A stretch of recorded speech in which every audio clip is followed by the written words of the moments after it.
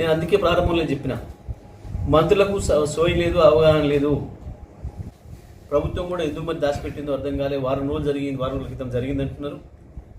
నిన్న social media ద్వారా ఇతర పద్ధతుల్లో బయటకు వస్తే తప్ప ప్రభుత్వం ఆ విషయాన్ని ప్రజలకు చెప్పడానికి ఎందుకు దాచిపెట్టింది అనేది ఆశ్చర్యకరమైన విషయం. ఒకవేళ వాళ్ళ నిర్మాణ సంస్థ యొక్క అంతర్గత విషయం అని అనుకుంటే అది వేరే విషయం. కానీ నేను అందుకే ప్రారంభంలో చెప్పిన మంత్రులకు సోయి లేదు, అవగాహన లేదు. బట్టి విక్రమార్క అర్థం పర్థం లేకుండా ముఖ్యమంత్రి ఎట్లా నోరు వారేసుకుంటాడో ఆయన పోటీపడి నేను నోరు వారేసుకుంటే నేనేదో పెద్దగా అయితే అనుకుని మాట్లాడుతున్నట్టుండు బట్టి గారు కూడా.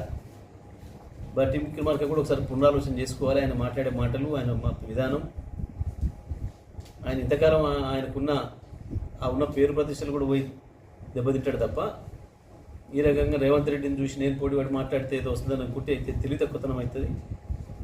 ఎందుకంటే మీరు బాధ్యతలో ఉన్నారు. కొంచెం బాధ్యతాయుతంగా మాట్లాడడం నేర్చుకుంటే మంచిది.